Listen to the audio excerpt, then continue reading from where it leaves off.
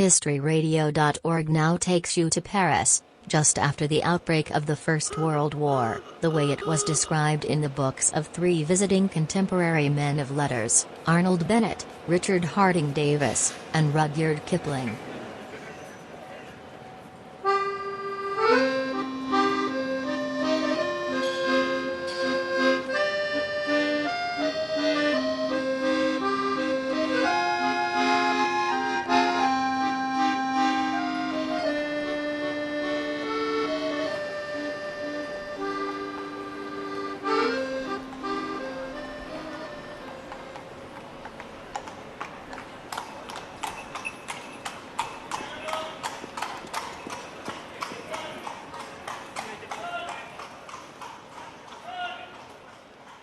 The streets of Paris have now a perpetual aspect of Sunday morning. Only the sound of church bells is lacking. A few of the taxicabs have come back, but all the autobuses, without exception, are away behind the front. So that the traffic is forced underground, where the railways are manned by women. A horse bus, dug up out of the past, jogs along the most famous boulevard in the world like a country diligence, with a fat, laughing peasant woman clinging to its back step and collecting fare money into the immense pocket of her black apron. Many of the most expensive and unnecessary shops are shut. The others wait with strange meekness for custom. But the provision shops and all the sturdy cheap shots of the poor go on naturally, without any self-consciousness, just as usual. The pavements show chiefly soldiers in a wild new variety of uniforms, from pale blue to black, imitated and adapted from all sources, and especially from England, and widows and orphans. The number of young girls and women in mourning, in the heavy mourning affected by the Latin race, is enormous. This crape is the sole casualty list permitted by the French War Office. It suffices. Supreme grief is omnipresent, but it is calm, cheerful, smiling. Widows glance at each other with understanding, like initiates of a secret and powerful society. Never was Paris so disconcertingly odd, and yet never was it more profoundly itself. Between the slow realization of a monstrous peril escaped, and the equally slow realization of its power to punish, the French spirit, angered and cold, knows at last what the French spirit is, and to watch and share its mood is positively ennobling to the stranger. Paris is revealed under an enchantment. On the surface of the enchantment, the pettiness of daily existence persists queerly. Arnold Bennett.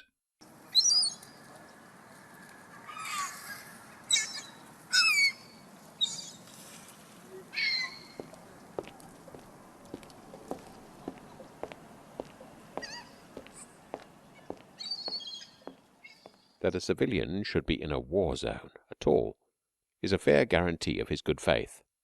It is when he is outside the zone, unchaperoned, that questions begin, and the permits are looked into.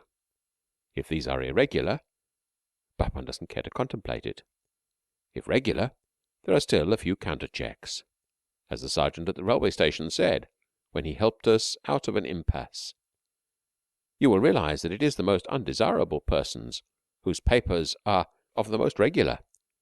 It is their business, you see. The commissary of police is at the Hôtel de Ville. If you will come along for the little formality.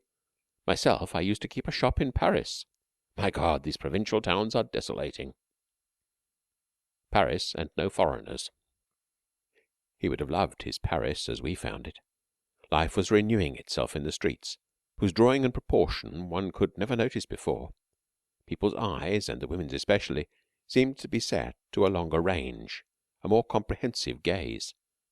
One would have said they came from the sea or the mountains, where things are few and simple, rather than from houses.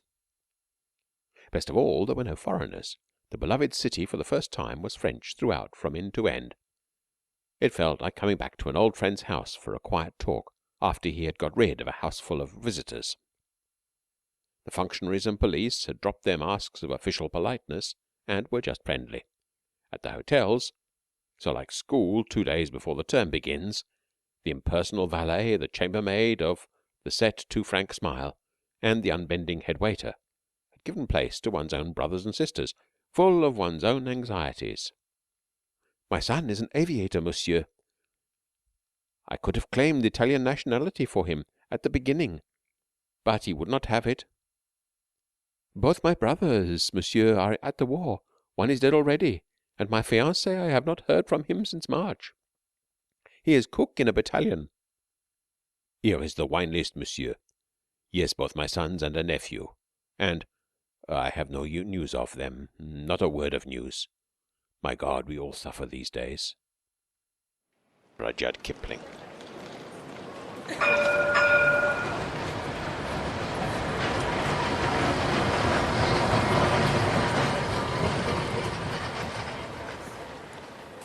You cannot wipe out Paris by removing 2 million people and closing quartiers and the Café de Paris.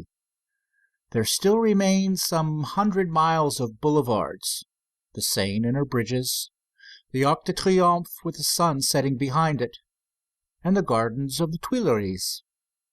You cannot send them to the storehouse or wrap them in linen. And the spirit of the people of Paris you cannot crush or stampede.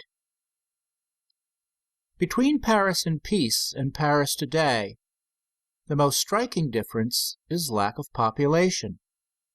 Idle rich, the employees of the government, and tourists of all countries are missing. They leave a great emptiness. When you walk the streets, you feel either that you are up very early, before anyone is awake, or that you are in a boom town from which the boom has departed. Richard Harding Davis.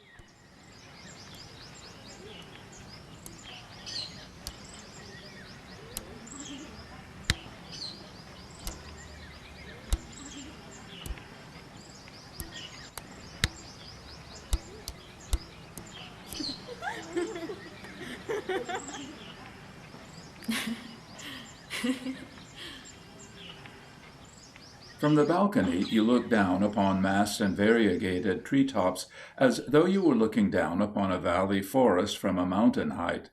Those trees, whose hidden trunks make alleys and squares, are rooted in the history of France. On the dusty gravel of the promenade, which runs between the gardens and the street, a very young man and a girl, tiny figures, are playing with rackets at one of those second-rate ball games beloved by the French petty bourgeois. Their jackets and hats are hung on the corner of the fancy wooden case in which an orange tree is planted. They are certainly perspiring in the heavy heat of the early morning. They are also certainly in love. This lively dalliance is the preliminary to a day's desk work. It seems ill-chosen, silly, futile. The couple have forgotten, if they ever knew, that they are playing at a terrific and long-drawn moment of crisis in a spot sacred to the finest civilization. From the balcony you can see, close by, the Louvre, with its sculptures extending from Jean Coujon to Carpeaux, the church of Sainte Clotilde, where César Franck for 40 years hid his genius away from popularity, the railway station of the Quai d'Orsay, which first proved that a terminus may excite sensations as fine as those excited by a palace or a temple, the dome of the Invalides, the unique facades equal to any architecture of modern times to the north of the Place de la Concorde, where the Ministry of Marine has its home. Nobody who knows Paris and understands what Paris has meant and still means to humanity can regard the scene without the most exquisite sentiments of humility, affection, and gratitude. It is impossible to look at the plinths, the mouldings, the carvings of the Ministry of Marine, and not be thrilled by that supreme expression of national art. And all this escaped. That is, the feeling which one has, all this beauty was menaced with disaster at the hands of beings who comprehended it even less than the simple couple playing ball, beings who have scarcely reached the beginnings of comprehension, and who joined a barbaric ingenuousness to a savage cruelty. It was menaced, but it escaped. Perhaps no city was ever in acuter peril. It escaped by a miracle, but it did escape. It escaped because tens of thousands of soldiers in thousands of taxicabs advanced more rapidly than any soldiers could be expected to advance. The population of Paris has revolted and is hurrying to ask mercy from us, thought the reconnoitering simpletons in Taubes, when they noted beneath them the incredible procession of taxicabs going north. But what they saw was the Sixth Army, whose movement changed the campaign, and perhaps the whole course of history. Arnold Bennett.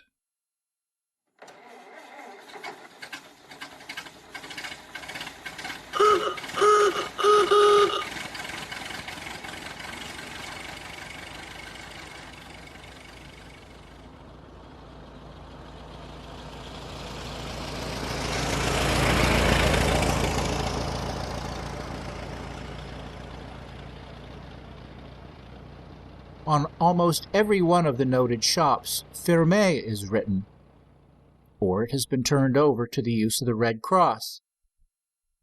Of the smaller shops, those that remain open are chiefly bake shops and chemists. But no man need go naked or hungry. In every block he will find at least one place where he can be clothed and fed. But the theaters are all closed. No one is in a mood to laugh, and certainly no one wishes to consider anything more serious than the present crisis. So there are no revues, operas, or comedies. The thing you missed perhaps most were the children in the Avenue des Champs-Élysées. For generations over that part of the public garden the children have held sway. They knew it belonged to them, and into the gravel walks drove their tin spades with the same sense of ownership as at Deauville they dug up the shore. Their straw hats and bare legs, their Normandy nurses with enormous headdresses, blue for a boy and pink for a girl, were, of the sights of Paris, one of the most familiar. And when the children vanished, they left a dreary wilderness. You could look for a mile from the Place de la Concorde to the Arc de Triomphe and not see a child. The stalls where they bought hoops and skipping ropes, the flying wooden horses, Punch and Judy shows, booths where with milk they refreshed themselves and with bonbons made themselves ill, all were deserted and boarded up. The closing down of the majority of the shops and hotels was not due to a desire on the part of those employed in them to avoid the Germans, but to get at the Germans. On shop after shop are signs reading, "The proprietor and his staff are with the colors," or "The personnel of this establishment is mobilized," or "Monsieur Blank informs his clients that he is with his regiment." Richard Harding Davis.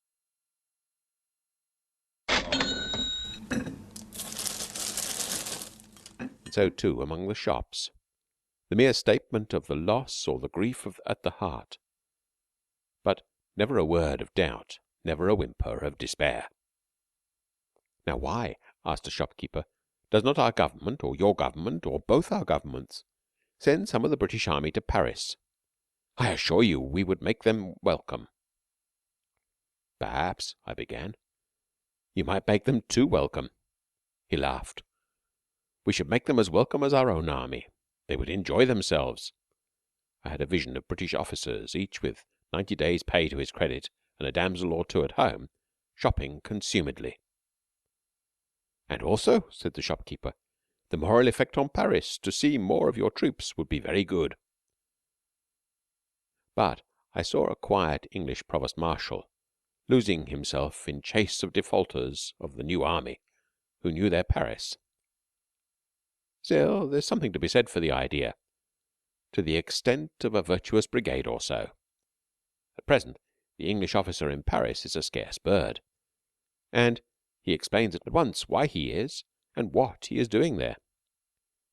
He must have good reasons. I suggested teeth to an acquaintance. No good, he grumbled. They've thought of that too. Behind our lines is simply crawling with dentists now. Rudyard Kipling.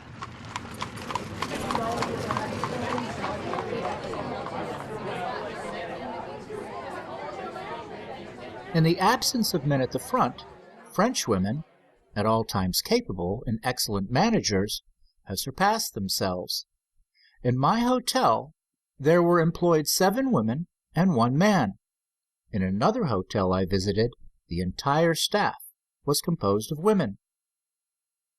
An American banker offered his 22 polo ponies to the government. They were refused as not heavy enough.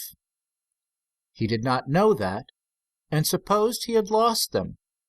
Later, he learned from the wife of his trainer, a Frenchwoman, that those employed in his stables at Versailles, who had not gone to the front at the approach of the Germans, had fled, and that for 3 weeks his string of 22 horses had been fed, groomed, and exercised by the trainer's wife and her 2 little girls.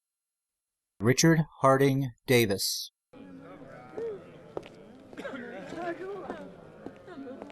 The women, as I have tried to show, work stride for stride with the men, with hearts as resolute and a spirit that has little mercy for shortcomings. A woman takes her place wherever she can relieve a man, in the shop, at the posts, on the tramways, the hotels, and 1,000 other businesses. She is inured to field work, and half the harvest of France this year lies in her lap. One feels at every turn how her men trust her. She knows, for she shares everything with her world, what has befallen her sisters, who are now in German hands, and her soul is the undying flame behind the men's steel. Neither men nor women have any illusion as to miracles presently to be performed which shall sweep out or drive back the Boche. Since the army is the nation, they know much, though they are officially told little. They all recognize that the old-fashioned victory of the past is almost as obsolete as a rifle in a front-line trench. They all accept the new war, which means grinding down and wearing out the enemy by every means and plan and device that can be compassed. It is slow and expensive, but as deadly sure as the logic that leads them to make it their one work, their sole thought, their single preoccupation. Rudyard Kipling.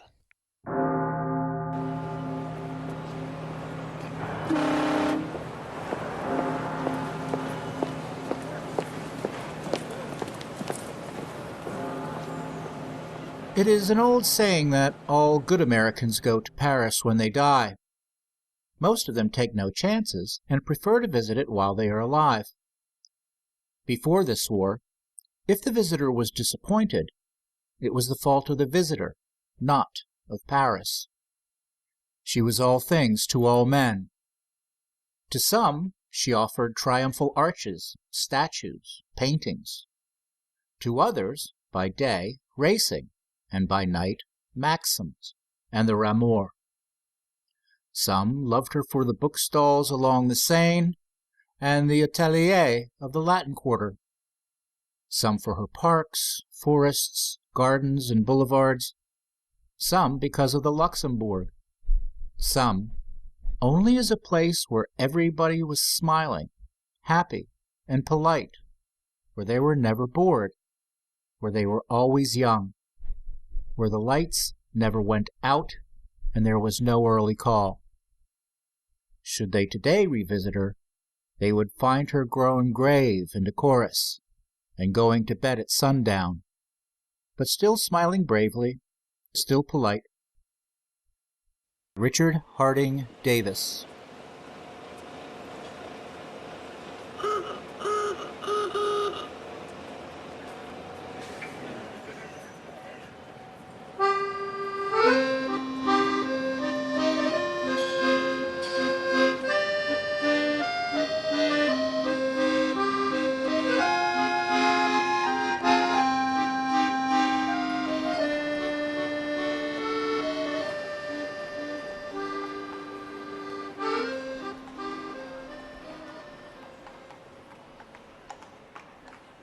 You have just heard excerpts from Descriptions of Wartime Paris by Arnold Bennett, Richard Harding Davis, and Rudyard Kipling. Their texts were read by modern readers, and the music composed by Kevin MacLeod.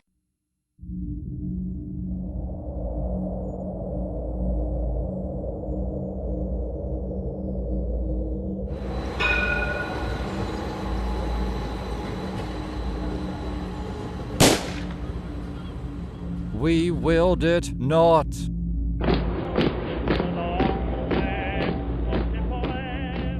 Wake up, England! Dulce et decorum est pro patria mori.